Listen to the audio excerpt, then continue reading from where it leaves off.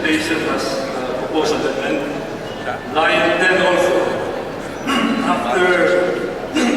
After the praise to sustainable human development, insert. This refers to the conduct of studies to analyze demographic trends and as amended. After human development, insert including the experience of some countries that are now, including the status of some countries that are now experiencing sharp population decline due or CPG, or zero population growth, due to past population control programs. And the reason is basically the same as stated by our distinguished colleague from Leandro. I think there are so many scientific studies indicating that many countries in Western Europe are experiencing population decline or very major zero population growth. Japan is projected to decline by about 10 to 20%, and this is getting to be alarming. Lee Kuan Yew already proposed a reversal of the population policy in Singapore. Korea is spending as much as $67 billion in order to increase their population. In Russia, which used to be a big country, they're expecting that maybe in about 20 years, the population of Russia will decline, and that is the reason why President Medvedev at that time, and now President Putin, had issued a number of policy pronouncements offering incentives for more childbirth. And therefore, I think it's incumbent upon us to study their experiences, to be included in the conduct of studies as proposed by the author. Mr. Speaker. Yes, sir, Jacob. The proposed amendment of the distinguished letter from Paranaque is already subsumed in his previous amendment, which the sponsoring committee accepted with respect to sound replacement policy. Well, that may be so, but since we're talking of studies here regarding demographic trends, I think it is incumbent upon us to include something to this effect, to make it really specific, because we're not talking here of isolated instances. We are talking of situations in Europe, Western Europe, Russia, Japan, even China, including Taiwan and Korea, that have expressed alarm about their demographic trend, and therefore it's incumbent upon us to study these trends instead of simply talking about the generic sound replacement. Therefore, I appeal to the distinguished sponsor to allow the inclusion of the proposed amendment, which will not in any way compromise the meaning and the idea of subparagraph number 4. In fact, it will even strengthen it, in my opinion, Mr. Speaker. Mr. Speaker, it's good that the distinguished gentleman agrees that this is already included in his previous amendment. It was accepted on sound replacement policy. Let me just propose a compromise approach. It could be we study the results of population policies of other countries. What is the reaction of the gentleman from Prime Council? Mr. Speaker, I think we should be both sensitive to the issue of overpopulation and underpopulation. Both are undesirable trends. And in a particular case, I cite in very specific terms that these countries are facing what they consider a crisis right now. Russia, for example, is even importing as many as 10 million persons every year. They're offering sizable incentives such as free land for couples that can have additional children. I mentioned already the example of Korea, which allocated the amount of $67 billion in order to increase increase their population. Mr. Speaker, Yes, gentleman from I Albay. the distinguished gentleman mentioned about overpopulation and underpopulation. That you might consider this proposed version to study the situations or conditions of overpopulation and underpopulation in relevant countries. What is the comment from gentleman from Paranaque? Well, I would have said that if we can insert my wording, because the aspect of underpopulation is something that is written almost every day. I read about it when I Google search, for example, Google Alert, population, countries like Western Europe, Germany, England, China, even China, Japan in particular, and then Korea and Russia. Japanese is very prominently. That's why I consider this with alarm. Well, maybe for the understanding of the members present, maybe it's better to restate again because we are moving to two different versions. What would be now the language of the sentence? Mr. Speaker, probably a compromise to insert the amendment on overpopulation by Sige sponsor and insert my amendment with regard to underpopulation, so that we address both population concerns on an equitable manner. Mr. Speaker, that is a very my suggestion that we should put both words. Both words. So Overpopulation and underpopulation. is it acceptable to the My proposal is that for the distinguished sponsor to craft wording to follow overpopulation and adopt wording that I'm suggesting with regard to underpopulation. Kung sino kausap niya, una mo lang.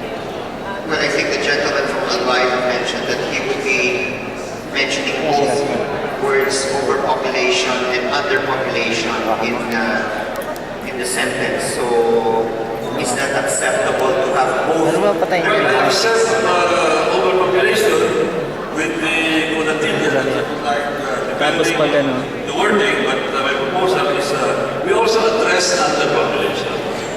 Because this is my concern, underpopulation, and I cite specific cases. I cited countries that these are very viable problem areas, Mr. Speaker. And we do not want to traverse the problem in case we overdo this reproductive health program. I think the gentleman from Albay had already stated that he would include both terms, both over and under population. So, if that is acceptable to the gentleman from Paranaque City, we can move on. Because I think That's acceptable, provided we adopt the wording, because the wordings that I'm proposing would amplify the extent of the underpopulation problems being experienced by the countries that I mentioned, Mr. Speaker. And these countries are not insignificant. I cite France, Germany, Russia, Japan, Korea, even Taiwan, and Singapore. so if the gentleman from Paranaque City that we have to indicate still the countries. No, I just said, I gave a description. I reiterate, including the status of some countries that are now experiencing sharp population decline or zero population growth due to past population control programs. This is just a statement of fact, Mr. Speaker. Mr. Speaker, Yes. first to population control, and this bill, as stated in its policy declaration, is not a population control measure. There are no traffic drivers. But in that case, Mr. Speaker, I would agree with deleting the word control and just call it population programs. What is the comment of of the gentleman. Can you have it restated, Mrs. Yes, State, yes. after human development, insert the phrase, the clause, including the experience, the status of some countries that are now experiencing sharp population decline or zero population growth due to past population Marami growth. na kayo pagkain. Ito yung pagkain kasi. Kinita mo. Saan din ang problema ng pagkain? Marami na ka na lang. What is the comment from the gentleman online? I regret we couldn't accept the proposal. Soal niya, tapos pupunta mo na email sa Is mga. there any Oh, yeah, amplification. Kasi hindi nila gagawin kasi email sa mga. Kung nagkagawin siya, tatabiyok si email sa mga. Because I cited significant cases that these are non-debatable issues. These are matters that are being discussed almost every day as real problems.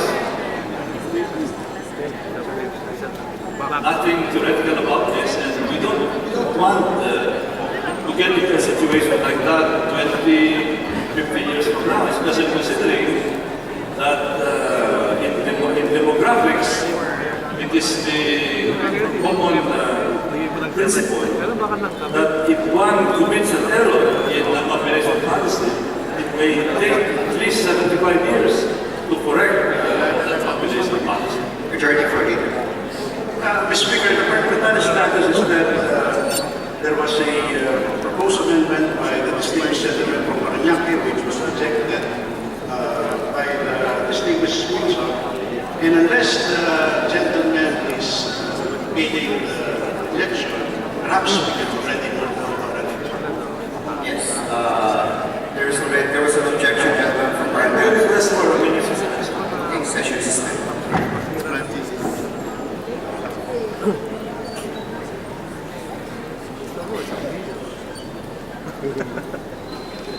Helicopter na doon.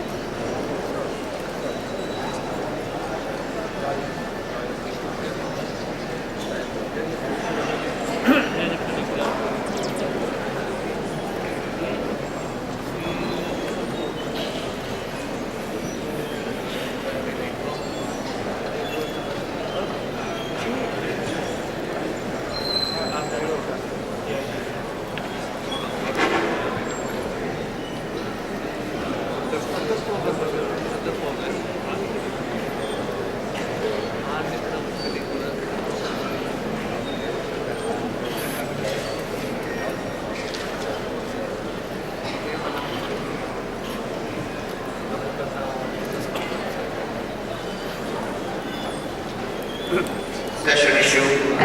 Mr. Speaker, Yes, this representation regrets very much that our distinguished sponsor cannot accept my amplification of the problem of underpopulation in many countries. I can understand where it's coming from. I just would like to go on the record please proceed. in this bill of amendment that this presentation is very concerned about the real problems of underpopulation, and I cited specific countries instead of a generic term underpopulation. I cited specific countries. But if this is very bothersome to our distinguished sponsor in order to create the delay on the proceedings, I regret that I cannot accept the compromise clause or amendment, and we can just go away with this. But I go on the record that this presentation cited these problems, and the distinguished sponsor does not apparently doesn't share the concern as a presentation with respect to the problem of underpopulation, population decline, and zero population growth in a number of significant countries in Western Europe, in Russia, and even here in Asia. Thank you, Mr. Speaker. Noted. Gentleman from Cagayan de Oro. Yeah, Mr. Speaker, unless there's an anterior amendment, I'd like to propose an amendment now on line number 16 on paragraph G. Mr. Speaker, Yes, gentleman from Cebu. anterior amendment, Please proceed. What line? line Line 10. 10, and line 13. Line 13. It reads, the provision of reproductive health information, it supplies. After the word supplies, and before the word for, insert the phrase, or the clause, for the protection, the life of the unborn from conception. In other words, this provision on productive health information here and supplies should be intended for the protection of the life of the unborn from conception, which anyway is a declared national policy under the Constitution. What is the comment? We regret we couldn't accept that very limiting amendment because this provision of reproductive health information being supplies would be for everybody, particularly couples, women, individuals, and adolescents. With respect to protection of the right of the unborn, we have repeatedly mentioned that already in the declaration of policy. In fact, we have carried pertaining provision of the Constitution in this country's public happening. We regret we cannot accept the limiting amendment. Mr. Speaker, Yes, Congressman from Cebu. I'd like to rephrase my amendment to Ayaw. respond to the observation of the distinguished